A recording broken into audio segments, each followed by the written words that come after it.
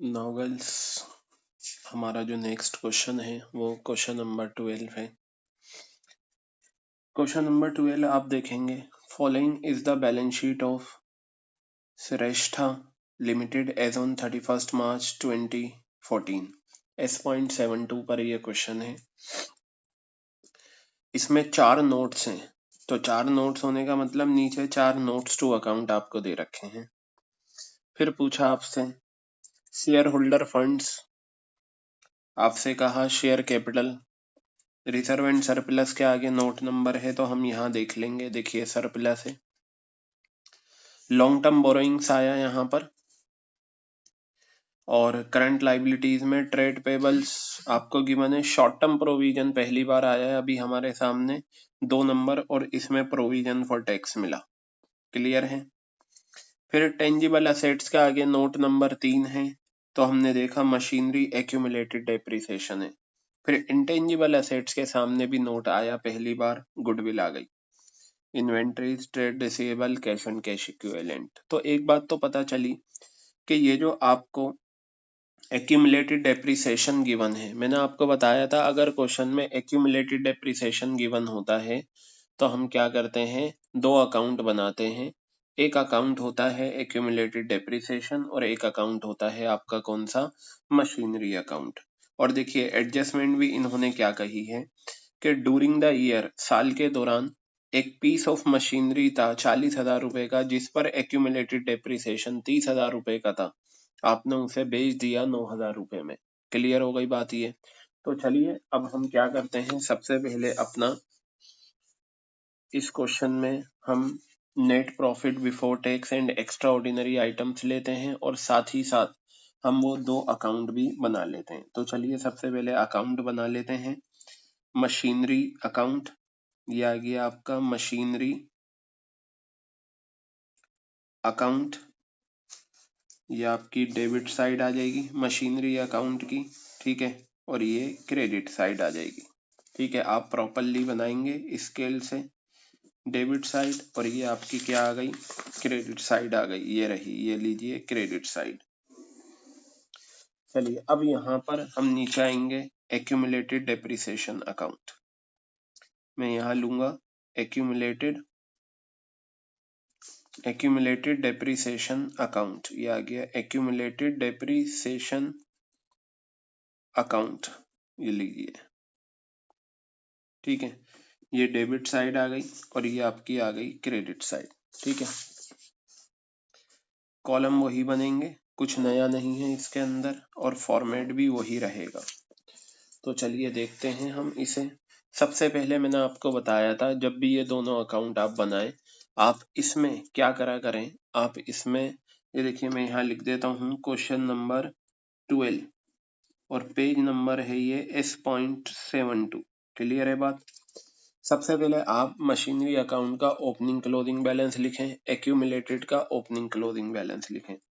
तो मशीनरी हमारी assets, assets का नेचर डेबिट, इस वजह से मशीनरी का opening balance to balance BD, और क्लोजिंग बैलेंस आ जाएगा बाय बैलेंस सीडी। क्या आ जाएगा, closing balance by balance CD. Clear है बात ये। तो यहाँ देखिए ये आप नोट्स टू अकाउंट से लेंगे, मैंने आपको बताया था कि ये 3rd नंबर का नोट से आपको हमेशा नोट्स टू अकाउंट से लेना है अगर आपको नोट दे रखा है। तो आप यहाँ देखिए ये टेंजिबल असेट्स था, टेंजिबल असेट्स ये आपका आ गया। टेंजिबल असेट्स में आपको क्या दे रखा है, नोट नंबर 3। तो नोट नंबर 3 का नीचे आपको दे रखा है मशीनरी, प्रीवियस ईयर है 33 और करंट ईयर है 42। तो मैं यहाँ लिखूंगा 33 लाख रुपीज, ये आ गया, और ये आ गया आपका 42 लाख रुपीज। क्या आ गया, ये 42 लाख रुपीज आ गया। बताइए क्लियर है। इसी तरीके से आप एक्यूमुलेटेड डेप्रिसिएशन का भी लिख देंगे। आप यहाँ लेंगे बाय बैलेंस बीडी। क्या लेंगे आप यहाँ पर, बाय बैलेंस बीडी लेंगे। कितना है एक्यूमुलेटेड डेप्रिसिएशन का ओपनिंग, 3 लाख रुपए। ये आ गया आपका 3 लाख रुपए ओपनिंग। और यहाँ फिर आप लेंगे टू बैलेंस सीडी। क्या लेंगे यहाँ पर, टू बैलेंस सीडी लेंगे। कितना अमाउंट आ जाएगा, 4 लाख रुपए। मैंने आपको बताया था फिर, ये जब आप ओपनिंग क्लोजिंग लिख लें तो उसके बाद आपको क्या करनी है, वर्किंग करनी है। छोटी सी वर्किंग यहाँ होगी, वो क्या है वो देखिए। ड्यूरिंग द ईयर, साल के दौरान, अ पीस ऑफ मशीनरी, एक मशीन थी जिसकी कॉस्ट 40,000 थी। तो मैं यहाँ लिखता हूँ कॉस्टिंग ऑफ मशीनरी। क्या लिखा मैंने यहाँ पर, कॉस्टिंग ऑफ मशीनरी कितना है, 40,000 रुपए, ये आ गया। इसमें से आप माइनस करेंगे एक्यूमुलेटेड डेप्रिसिएशन, ये रहा आपका एक्यूमुलेटेड डेप्रिसिएशन 30,000 रुपए। तो आप यहाँ पर माइनस करेंगे एक्यूमुलेटेड डेप्रिसिएशन। क्यों माइनस करते हैं, ताकि हमें बुक वैल्यू पता चल जाए। एक्यूमुलेटेड डेप्रिसिएशन आपका 30,000 रुपए है, ये आ गया 30,000 रुपए। तो जो आपका निकल कर आएगा वो क्या आएगी, बुक वैल्यू आएगी। क्या आएगी आपके पास, बुक वैल्यू आएगी। और बुक वैल्यू कितनी आ गई, 10,000 रुपए आ गई। क्लियर हो गई बात ये। अब आप इसे कंपेयर कर लें बुक वैल्यू को सेलिंग प्राइस से। किससे कंपेयर कर लें, सेलिंग प्राइस से। कितना है सेलिंग प्राइस, 9,000। ये लीजिए 9,000 रुपए सेलिंग प्राइस आ गया। तो अगर बुक वैल्यू ज्यादा है, सेलिंग प्राइस कम है, तो आपको नुकसान होगा। 1,000 रुपए का आपका लॉस आ गया। क्या आ गया, 1,000 रुपए का लॉस। तो बेटा अब जरा आप यहाँ ध्यान से देखिएगा, ये जो अकाउंट हम बनाएंगे, यहाँ पर एक आइटम आती है जिसका नाम होता है मशीनरी। फौरन लिख दिया करें, जर्नल एंट्री से मैं समझा चुका हूँ। और यहाँ आ जाता है बाय एक्यूमुलेटेड डेप्रिसिएशन। क्या आ जाता है यहाँ पर, बाय एक्यूमुलेटेड डेप्रिसिएशन, ये आ गया। और अमाउंट ये वाला होता है, ये एक्यूमुलेटेड डेप्रिसिएशन का अमाउंट है। यही अमाउंट आपका यहाँ आ जाएगा 30,000 रुपए। और यही अमाउंट आपका यहाँ चला जाएगा 30,000 रुपए। क्लियर हो गई बात। जैसे ही आप यहाँ पर ये लिखेंगी, तो आप इस अकाउंट को, एक्यूमुलेटेड डेप्रिसिएशन को क्लोज कर दीजिए। ये 4 लाख है और ये 30,000 है। 4,30,000 रुपए आपका आ गया। फिर यही 4,30,000 रुपए आप यहाँ लिख दीजिए, ये 4,30,000 रुपए हो गया। फिर आप क्या करें, यहाँ पर लेंगे, डिफरेंस आएगा निकल के, कितना आएगा, 1,30,000 रुपए। इसे हम बोलेंगे बाय स्टेटमेंट ऑफ P&L। क्या लेंगे इसे, by statement of profit and loss.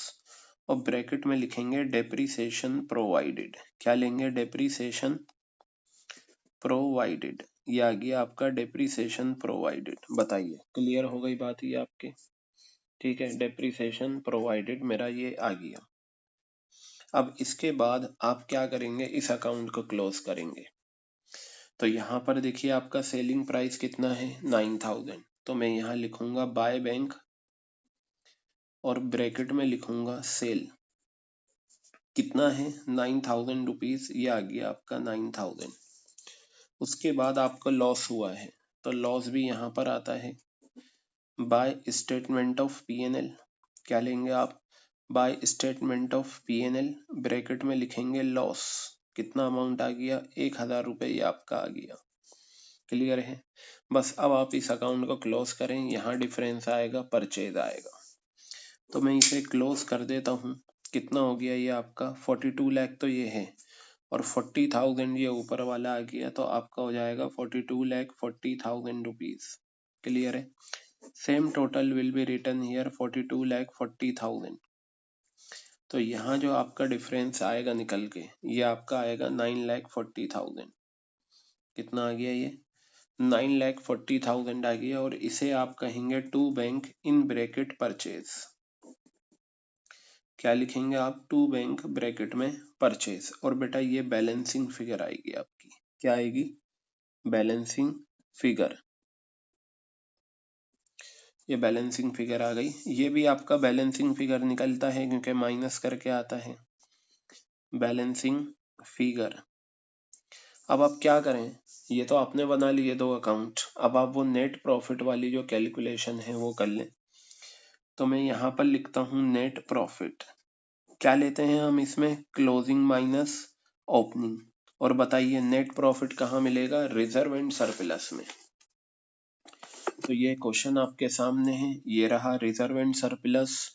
Note number 1 है। मैंने बताया था अगर किसी भी आइटम के अगेंस्ट में नोट नंबर है तो फिर हम नीचे से सारी इंफॉर्मेशन लेंगे। तो हमने नोट नंबर 1 देखा, सरप्लस का मतलब प्रॉफिट होता है। करंट ईयर में 10 लाख है, प्रीवियस ईयर में 6 लाख है। तो बेटा ये आपका हो जाएगा 10 लाख माइनस 6 लाख। तो ये देखिए, ये 10 लाख रुपीज मैंने लिया, मैंने इसमें से 6 लाख रुपए माइनस करे, तो जो आंसर मेरे पास आया है वो कितना है, 4 लाख रुपए। तो देखेंगे आप, 4 लाख रुपए मैंने 10 लाख में से 6 लाख माइनस कर दिए। बताइए क्लियर है।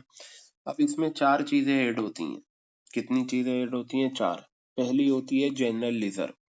जनरल रिजर्व भी रिजर्व एंड सरप्लस में मिलता है। नोट नंबर 1 है, नीचे देखा नहीं है। इंटरिम डिविडेंड एडजस्टमेंट में होता है, नहीं है। प्रपोज डिविडेंड एडजस्टमेंट में होता है, नहीं है। हाँ, provision for tax short term provision में मिलता है। करंट लाइबिलिटीज में हमने देखा short term provision. Short term provision के आगे नोट नंबर 2 है और नीचे आए प्रोविजन फॉर टैक्स। अब बेटा प्रोविजन फॉर टैक्स आ गया इस क्वेश्चन में। अब आप ये देखिए, क्या प्रोविजन फॉर टैक्स के रिगार्डिंग एडजस्टमेंट है या नहीं।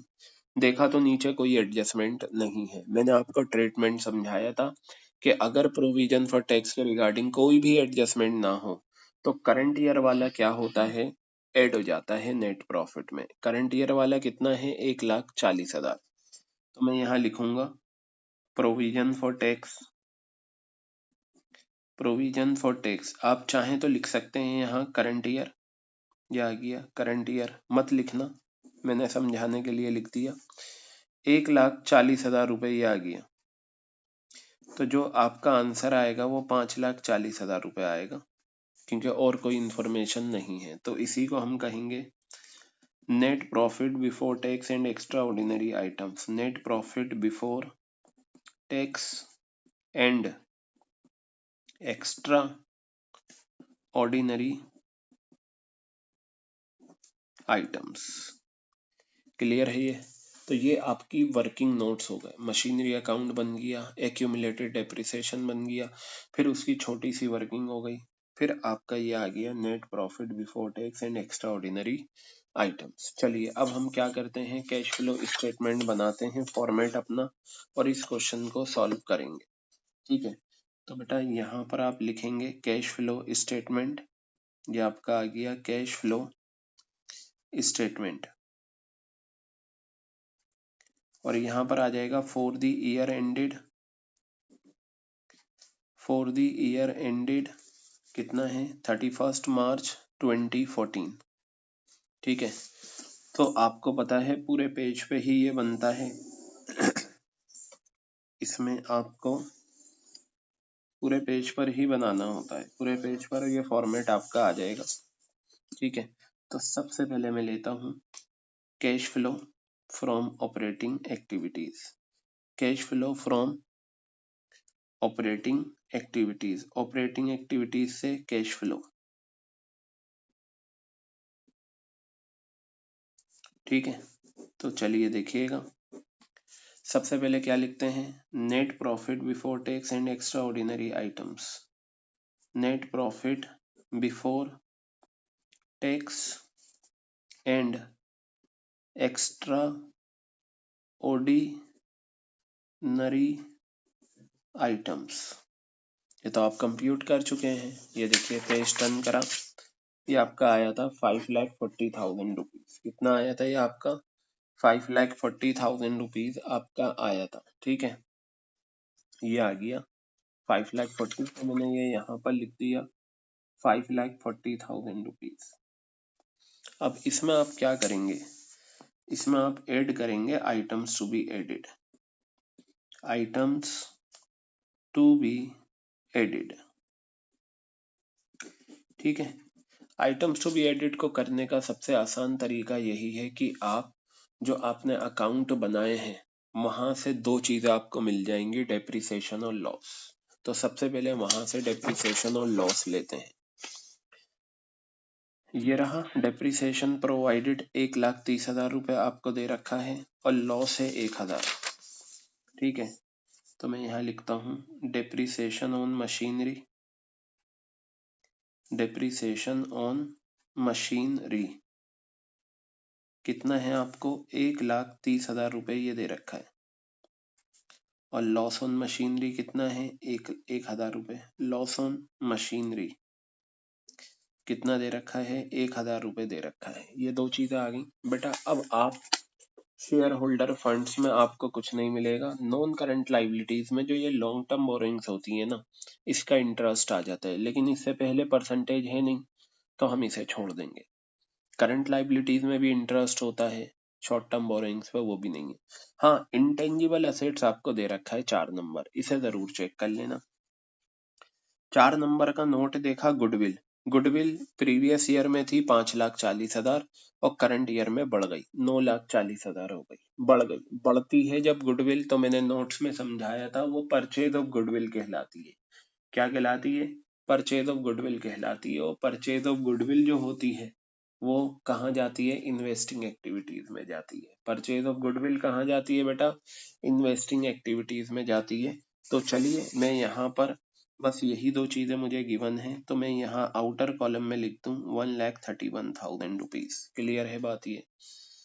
अब आइटम्स टू बी डिडक्टेड तो आपके पास है ही नहीं, जब नहीं है तो मत लिखना, और अगर लिखने का ही शौक है तो इस तरीके से लिखकर आइटम्स टू बी डिडक्टेड और यहाँ डैश डाल देना। क्लियर हो गई बात।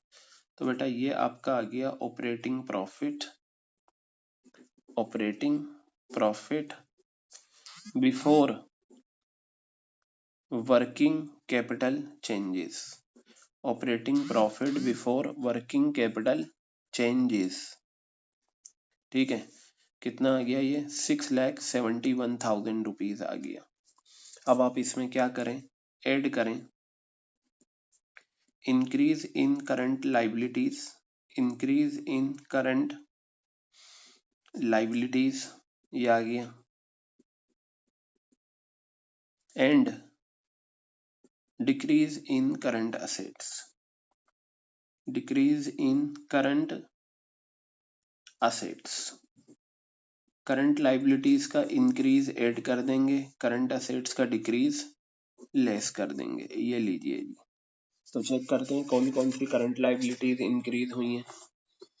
करंट लाइबिलिटीज में ट्रेड पेबल से 4 लाख से 3 लाख हो गया, कम हो गया, हमें इंक्रीज चाहिए। बेटा याद रखना, शॉर्ट टर्म प्रोविजन जो है ना, इसका अपना अलग ट्रीटमेंट है, प्रोविजन फॉर टैक्स आता है इसमें। तो शॉर्ट टर्म प्रोविजन को आप बिल्कुल भी करंट लाइबिलिटीज के बढ़ने घटने में नहीं लेंगे।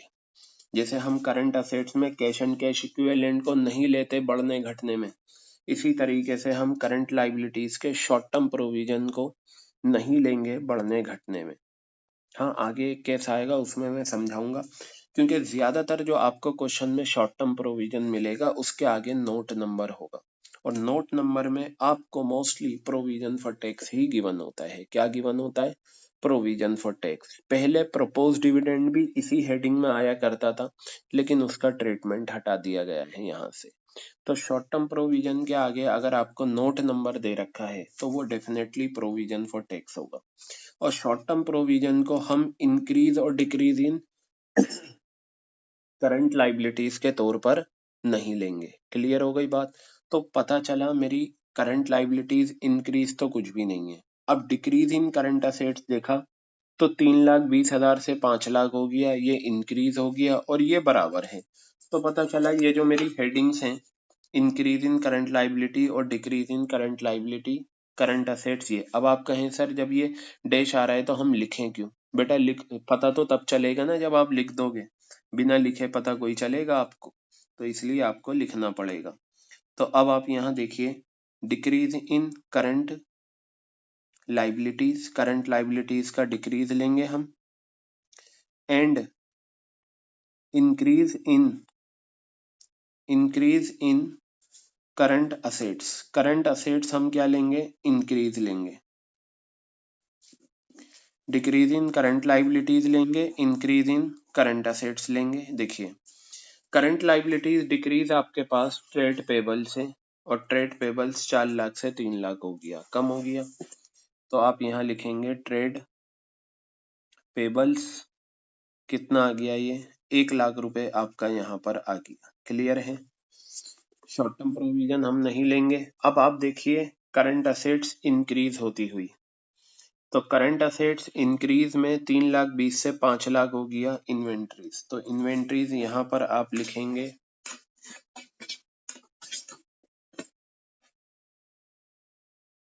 आप यहाँ लिखेंगे इन्वेंट्रीज कितना आ गया 3,20,000 से 5,00,000। तो बेटा ये 1,80,000 रुपए ये आ गया। ठीक है, इन्वेंट्रीज। अब देखिए ट्रेड रिसीवेबल बराबर है 4,20,000 से 4,20,000, आप इसे मत लेना क्योंकि जब बराबर है ना इंक्रीज हुआ ना डिक्रीज। तो बस यही दो आइटम है, 1,00,000 और 1,80,000। 2,80,000 आउटर कॉलम में मैंने लिखा और इसे ब्रैकेट में रखना क्योंकि मुझे लेस करना है।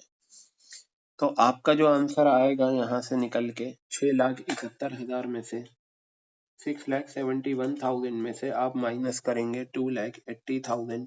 तो बेटा आपका आंसर आएगा 3,91,000 रुपीज। ये चाहें तो आप डायरेक्ट आउटर में लिख दें, नहीं ये नहीं लिख सकते क्योंकि टैक्स गिवन है। Cash generated from operations, cash generated from operations. अब इसमें से आप माइनस कर दें income tax paid, income tax paid ये आप माइनस करेंगे और ये कौन सा होता है प्रीवियस ईयर का प्रोविजन फॉर टैक्स जो है ना प्रीवियस ईयर का वो आता है यहाँ। और ये रहा प्रोविजन फॉर टैक्स, कितना गिवन है provision for tax previous year का 1,20,000। तो मैं 1,20,000 रुपए यहाँ से माइनस करूंगा, आउटर कॉलम में 0 0 ये 172 2,71,000 रुपए आ गया। ये मेरा कहलाएगा cash inflow from operating activities. क्या कहलाएगा cash inflow from operating activities, cash inflow from operating activities. और एक चीज नोट करो आप, आंसर आ गया 2,71,000 2,71,000। क्लियर है। अब हम निकालेंगे बी पार्ट। बी पार्ट हमारा क्या है आपको पता ही है, cash flow from investing activities, cash flow from investing activities, cash inflow from investing activities ये आ गया। क्लियर है। अब इन्वेस्टिंग एक्टिविटीज से अगर आपको निकालना है तो आपको क्या करना है, आप नॉन करंट असेट्स को लेकर बनाएंगे। नॉन करंट असेट्स में आपका टेंजिबल भी है इंटेंजिबल भी है। नॉन करंट असेट्स में टेंजिबल भी है इंटेंजिबल भी है। टेंजिबल के सामने नोट नंबर 3 है, 3 नीचे देखा मशीनरी अकाउंट है। तो बेटा ये जो मशीनरी अकाउंट आपको दे रखा है, ये जो मशीनरी अकाउंट आपको दे रखा है, आप एक काम करें, मशीनरी अकाउंट तो आपने बना रखा है तो हम फिर वहीं से सारी इंफॉर्मेशन लेंगे। तो अगर आप वहां से इंफॉर्मेशन लेंगे तो आपको मिलेगा क्या, सेल और परचेज मिलेगा। तो देखिए मेरे पास सेल है 9,000 रुपए की, परचेज है 9,40,000 की। तो चलिए लिखते हैं sale of machinery. Sale of machinery आपको दे रखा है 9,000 रुपए की, ये आ गई। Purchase of machinery, purchase of machinery अगर मैं लूं तो मेरे पास परचेज ऑफ मशीनरी आ जाएगा बेटा कितना 9,40,000। ये रहा 9,40,000 का मैंने खरीदा है, ये 9,40,000 आ गया। अब सिर्फ ये नहीं देखना होता, यहाँ पर इंटेंजिबल असेट्स भी है 4 नंबर। इंटेंजिबल असेट्स को मैंने देखा गुडविल, गुडविल 5,40,000 से 9,40,000 हो गई, 4,00,000 से बढ़ गई। गुडविल बढ़ती है तो परचेज ऑफ गुडविल कहलाती है, इन्वेस्टिंग का आउटफ्लो होता है। सारे फॉर्मेट मैंने समझा रखा है आपको इसका। ठीक है, तो चलिए देखिए मैं यहाँ लिखता हूँ परचेज ऑफ गुडविल।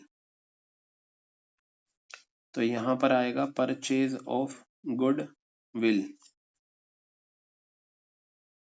कितना आ गया, खरीदा है तो 4,00,000 रुपए का आउटफ्लो होगा।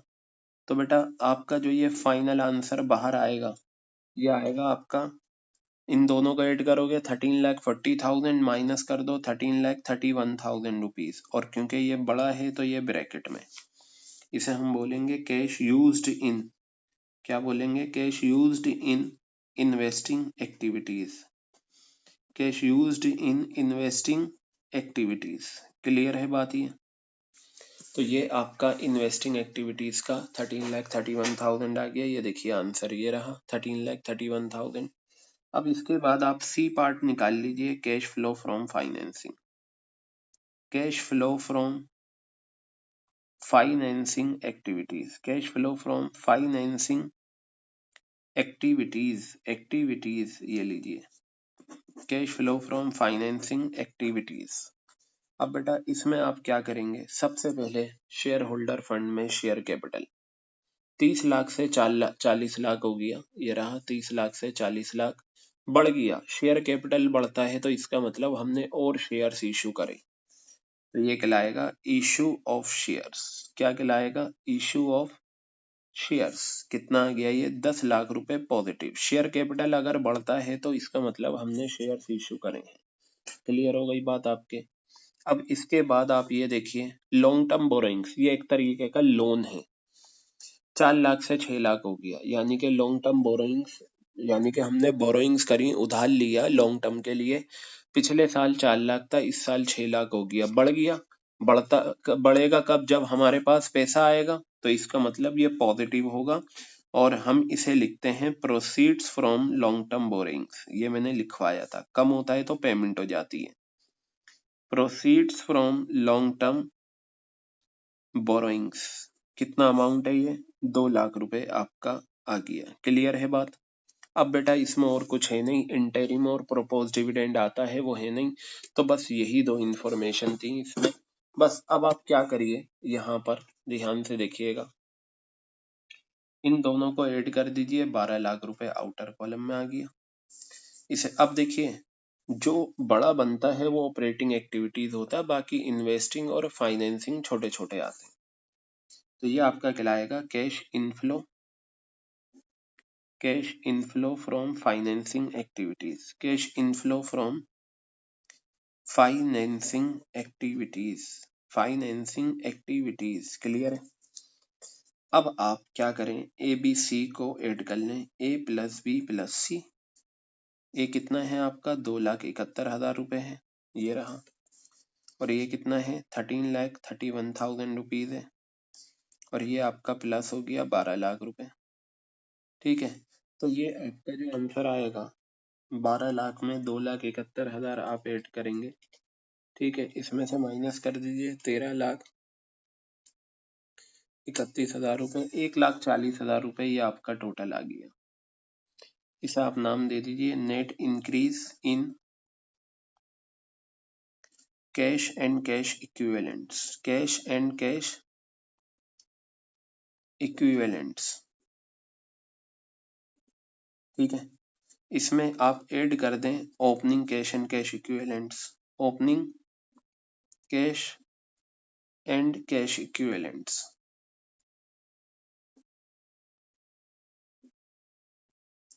यहाँ देखें, opening cash and cash equivalents आपको दे रखा है 2,40,000।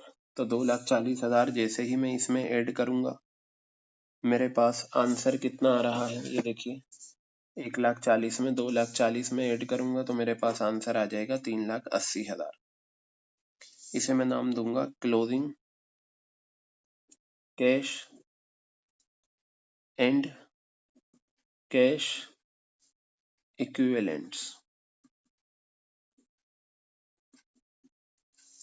अब ये देखिए, closing cash and cash equivalent आपका कितना आ गया, 3,80,000, और ये रहा हमारा 3,80,000। ठीक है, तो बेटा ये था सॉल्यूशन, हमेशा इक्वल आ जाता है closing cash and cash equivalent के। ठीक है, अगर आपको सारे कॉन्सेप्ट्स बताए हैं, सारा फॉर्मेट याद है, तो आप आसानी से ये क्वेश्चन कर सकते हो, और आपको ये वर्किंग भी करनी थी। तो ये था क्वेश्चन नंबर 12 जो हमने कर लिया है। पेज नंबर F.72 पर था ये। इसे आप अपने रजिस्टर में कर लेना, इसकी प्रैक्टिस कर लेना, और फिर खुद से करके देखना कि how much time will you take to complete this question. Okay.